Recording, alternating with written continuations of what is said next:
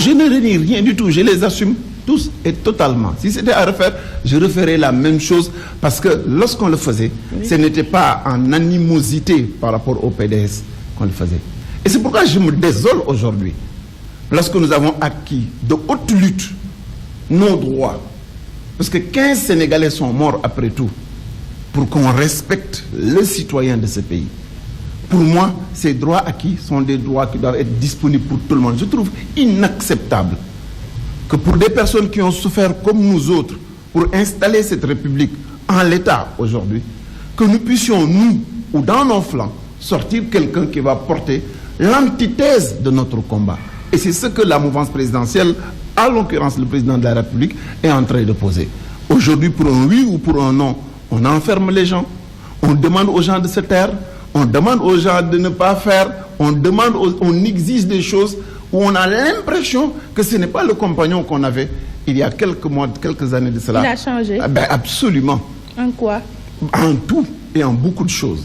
Et en tout et en beaucoup de choses. Parce que, vous savez, le président de la République a eu une chance extraordinaire. Il est né après les indépendances. Il est venu dans un moment où les Sénégalais avaient eu une exigence supérieure de rupture. Il nous a tous pris au piège en nous disant, en proclamant à corps et à cri, la patrie avant le parti. La gestion sobre et vertueuse, la reddition des comptes, la rupture, ce ne sont pas des mots que nous avons inventés. C'est lui qui nous a embrigadés autour de cela. Dans le respect de ses engagements, quel crédit peut-on donner à un homme qui, lorsqu'il est dans le besoin, proclame les idées fondatrices de notre nation et qui, une fois au pouvoir, dans l'exercice au fil des jours et des mois, en oublie l'essence. Et je le rappelle et je le dis, je suis désolé, nous ne sommes plus obligés d'écouter ce qu'il dit. Parce que ce qu'il fait, ou ce qu'il a déjà fait en termes de destruction de notre démocratie, en termes de stratégie électoraliste, en termes de déviation des priorités de notre pays, font que ces actes-là parlent tellement fort qu'on n'entend plus ce qu'il dit. À ce titre, comment appréciez-vous l'arrestation de Omar Sarr? Je m'en désole. Je m'en désole parce que l'adversaire, en l'occurrence, ce n'est pas Omar Sarr, c'est Mediapart, c'est Le Monde. Parce que c'est eux qui ont sorti cette affaire. Et je suis désolé sur cette affaire-là qui est un choc émotionnel, un séisme dans l'espace politique sénégalais. J'aurais aimé qu'en de telles circonstances, que l'on puisse faire une introspection globalisée de l'ensemble de nos acteurs politiques avec le peuple sénégalais pour que nous puissions au sortir de ce problème, parce que c'est ça, à ça que sert l'épreuve.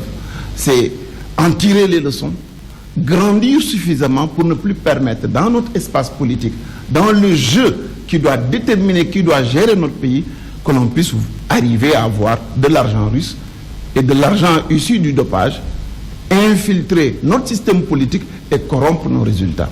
C'est ça. Du côté de la mouvance présidentielle, on n'est pas scandalisé par l'affaire Lamine Diack. Ils auraient dû être scandalisés parce que tout Sénégalais normalement constitué est scandalisé. Le Sénégal a beaucoup perdu avec cette affaire. Nous avons perdu du point de vue de notre image de marque. Aujourd'hui, vous tapez corruption à l'échelle internationale sur tous les moteurs de recherche, vous verrez les affaires de corruption de l'IDESAF, vous verrez plein d'autres affaires et le Sénégal revient nécessairement. Et je pense que c'est à ce niveau-là que nous avons un problème. Parce que si nous voulons que le socle de référence puisse exister dans notre pays, je pense, moi, de mon point de vue, que les stars du Sénégal sont Cheikh Ahmadou Bamba, sont Thierno Souleymane Baal, sont Sidi Hadj Malick, sont Maulana Cheikh Ibrahim.